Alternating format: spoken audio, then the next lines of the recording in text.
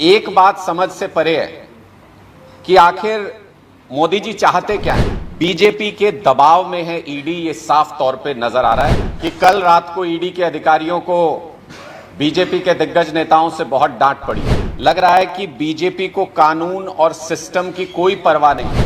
BJP की नजर में कानून और सिस्टम के कोई मायने नहीं। आज तक ईडी इस केस में एक सबूत पेश नहीं कर पाई है। आज एक बेहद महत्वपूर्ण विषय पर, जिसको लेकर के कल से हमारे कार्यकर्ताओं में जबरदस्त उत्साह भी है और पूरे देश में मानो कल दिवाली मनाई गई है सत्य की जीत को लेकर के।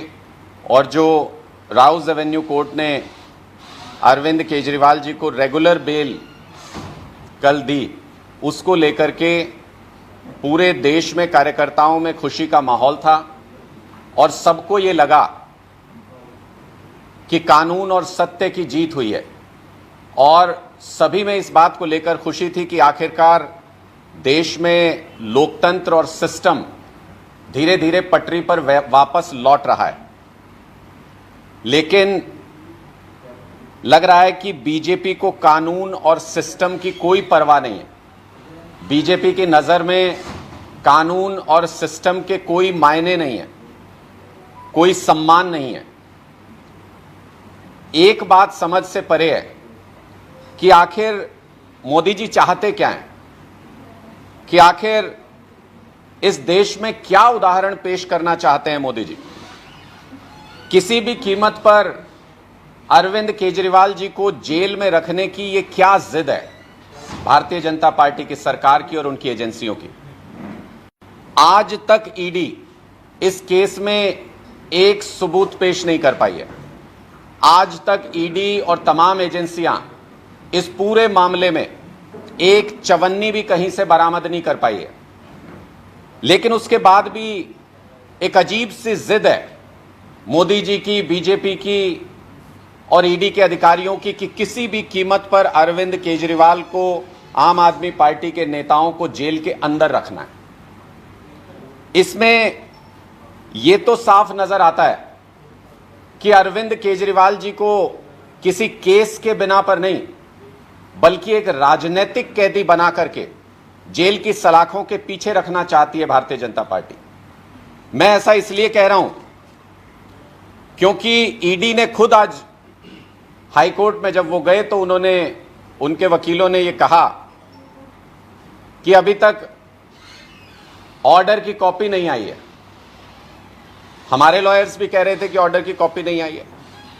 ये बात समझ नहीं आई कि अभी तक ऑर्डर की कॉपी नहीं आई, डिटेल्ड ऑर्डर की उसमें क्या रीजंस दिए गए, किस तरह से, किन आधार पर जमानत दी गई है, वो कॉपी नहीं आई। लेकिन ईडी हाईकोर्ट पहुंच गई। ऐसी क्या जल्दी है, ऐसी क्या जिद है कि ईडी राउज एवेन्यू कोर्ट के फैसले का सम्मान करने को तैयार नहीं। ईडी राउज एवेन्यू कोर्ट के फैसले को पढ़ने तक को तैयार नहीं है। क्या आपने कभी इससे पहले लीगल मामलों में इस तरीके के उदाहरण देखे कि ऑर्डर की कॉपी लिए बिना उसको चैलेंज करने के लिए हाईकोर्ट पहुंच जाया जाए? सिर्फ रात का समय बीच में था और ईडी ने इतनी जल्दबाजी दिखाई कि कहीं अरविंद केजरीवाल जी जेल से बाहर ना आ जाएं किसी भी तरह, उसको रोकना है, उसकी जिद है। ऑर्डर तो पढ़ लेते, उसमें क्या कारण दिए गए, क्या तर्क दिए गए हैं, वो तो पढ़ लेते। पूरे देश की जनता देख रही है, पूरा देश इस बात को देख रहा है कि बिना किसी तर्क के, कोर्ट और सिस्टम का सम्मान किए बिना किस तरीके से राजनीतिक सिस्टम का दबाव झेल करके, ईडी सिस्टम का दुरुपयोग करके और किसी भी हालत में अरविंद केजरीवाल जी की जमानत को रोकने की जिद पर अड़ी है। बीजेपी के दबाव में है ईडी, ये साफ तौर पे नजर आ रहा है। मुझे तो लगता है, ऐसा प्रतीत होता है कि कल रात को ईडी के अधिकारियों को बीजेपी के दिग्गज नेताओं से बहुत डांट पड़ी है कि किसी भी हालत में ये नहीं होना चाहिए, अरविंद केजरीवाल जी को बाहर नहीं आना चाहिए। दिल्ली सरकार जो अच्छे काम कर रही है उनको दोबारा से गति ना पकड़ पाए, वो दिल्ली के लोगों से, देश के लोगों से एक अच्छी राजनीति करने वाले नेता को दूर रखने की भारतीय जनता पार्टी की साजिश में ईडी एक मोहरा बनकर के रह गई है। ये पूरा केस मनगढ़ंत है, ये पूरा केस झूठा है, भारतीय जनता पार्टी के दफ्तर में लिखी गई कहानी है। और आप देख लीजिएगा, अंत में जीत सत्य की होगी, न्याय की होगी। लेकिन पूरा देश इस बात को देख रहा है कि लोगों के सबक सिखाने के बाद भी इसी तानाशाही के खिलाफ लोगों ने वोट दिया और मोदी जी के हाथ में बैसाखियां पकड़ा दी कि अब उनको सहारा लेके चलना पड़ रहा है।